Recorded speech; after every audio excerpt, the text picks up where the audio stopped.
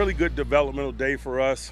I love the uncertainty of the weather, man. It forces us to be light on our feet and adaptable. It challenges them from a mindset standpoint, and so it's just opportunities to teach and to learn, and for guys to display their football character and their enthusiasm and passion for the game in spite of whatever adversity the elements of the game may present. And so we're appreciative of it.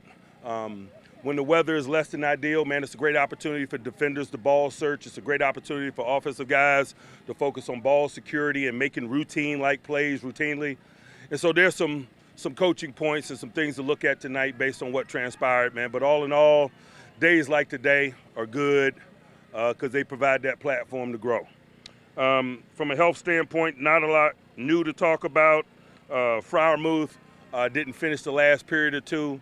He experienced some lower body tightness. We'll exercise that necessary precaution, get him evaluated, and not let a small thing become a big thing. Other than that, it's kind of status quo on some of those guys that we mentioned yesterday, Killebrew, and so forth. I'll pause and open it up for questions. Got a little feisty out there. Is that good right off the bat? We're in camp. It's a part of development and doing so appropriately. And so displaying that passion, but also using those displays as an opportunity to teach and learn, and that's also what we're doing here. The last couple of days, Mike, with TJ's out there doing TJ things, are you happy to see that, or are you almost like, man, we can't even get a snap in sometimes what he's doing? I am not going to discourage TJ from being TJ. Mike, he was the only one signed from last year at the position. What have you gotten from Mason Rudolph and OTA's minicamp days out here? Rudolph? Yeah. He's been Mason. He's taken advantage of the opportunities. He's been detailed. He's doing a good job of communicating with others. He's been competitive. Not anything out of the usual in terms of his approach to business. Mike, you told me to ask you again today. Are you going to name a quarterback after day 2? Not yet. Not yet. Did you get all the work in that you wanted to? We did. We absolutely did. We got every snap today, thankfully.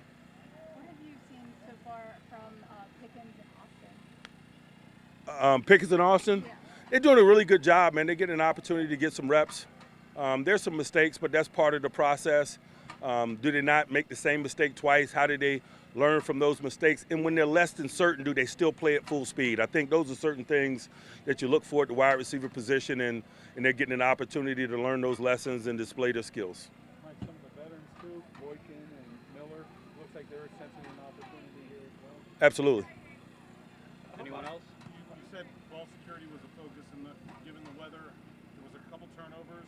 How do you kind of rate how that went? You know, when you're working good on good, or Steelers versus Steelers, when someone's success is someone else's failure. So I don't over-evaluate that. If they took care of the ball today, we'd be talking about why didn't the defense get it? And so that's the nature of team development. Like Dawson gone from like a rookie to being one of the veterans in the line already. Is he taking that step? I'm not going to go so far as to acknowledge what you just said. Anyone else? With what Spillane brings you, what does he bring you maybe that the other guys don't? I hadn't thought about it in that way. I'm really just focusing on getting him better, man. It's been a nice maturation process for him. He asks good questions. He's a football guy. He's a junkie.